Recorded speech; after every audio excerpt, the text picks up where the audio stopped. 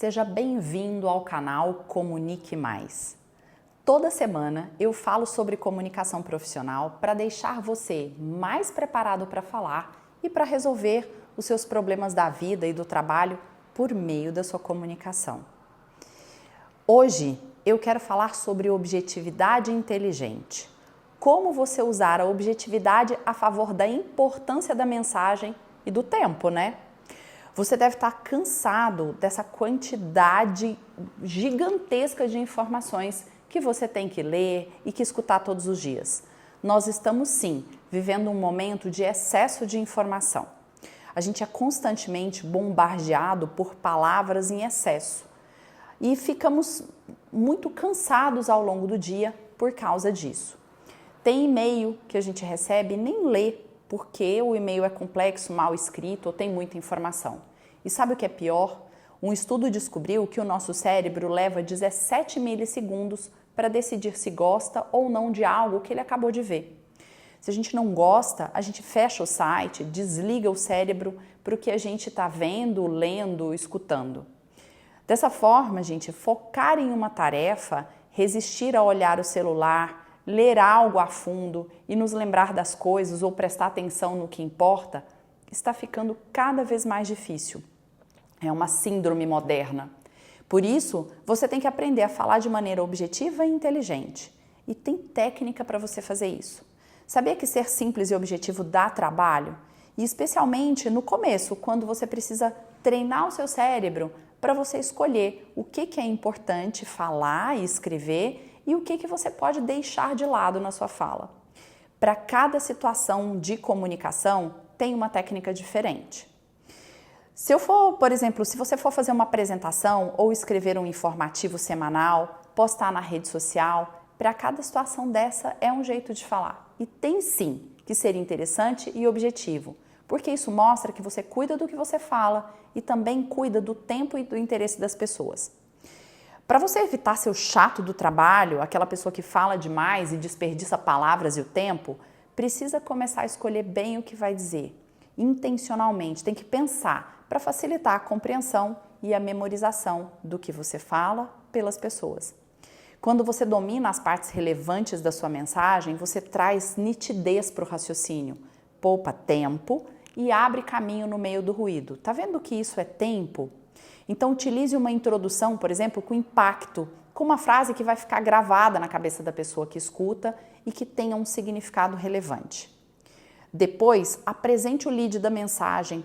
O lead é uma técnica de você relatar o que há de principal nos acontecimentos ao longo da abertura da fala. Ele prepara uma atmosfera para o desenvolvimento das ideias. E depois, você vai mais a fundo na informação. E no final, conclua brevemente. Não se esqueça que nem tudo precisa ser falado, não tem necessidade. Agora eu quero te apresentar algumas estratégias para você ser mais objetivo de forma inteligente. Como é que você vai aplicar isso? Em primeiro lugar, você tem que dominar os princípios da comunicação inteligente. O princípio da comunicação objetiva. Para ter clareza, use a técnica da simplificação. Como é que você faz isso? Simplifique os conceitos complexos o máximo que você puder. Use analogias e metáforas de maneira simples e do dia a dia, se for possível. Evite jargões técnicos a menos que sejam absolutamente necessários. Quer um exemplo?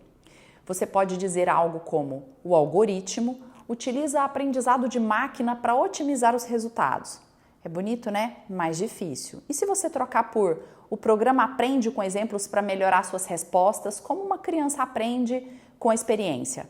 Não é muito mais fácil? Em segundo lugar, concisão. As estratégias de concisão são mais desafiadoras e para isso você pode aplicar a regra do menos é mais.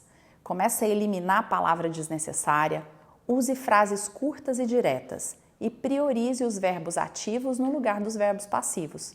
Você pode transformar uma frase como: é importante que seja realizada uma análise detalhada dos dados, por uma frase mais direta: analise os dados detalhadamente.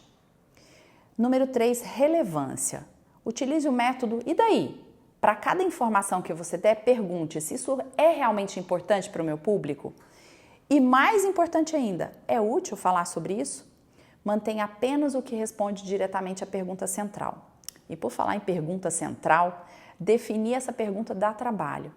Prepare essa pergunta antes de começar a fala. Ela define toda a linha mestra da sua fala. Não se esquece. Gostou dos princípios? Consegue começar a praticar isso? Eu tenho uma aula completa para os meus clientes sobre objetividade inteligente. Tem um exemplo muito comum que eu observo com as pessoas que eu trabalho na comunicação, que é: todo mundo gosta de apresentar excesso de números e informações nas apresentações de resultado. É um sofrimento prestar atenção naquilo. Lembre-se que isso não vai ficar gravado na cabeça de ninguém, essa quantidade de números. No lugar de todas essas informações, apresente somente aqueles números que vão impactar diretamente nas decisões a serem tomadas naquele dia. Tomar decisões com objetividade e da informação é muito mais fácil e mais seguro. Para os executivos, eu tenho uma técnica específica de apresentação que eu posso falar no outro momento sobre ela.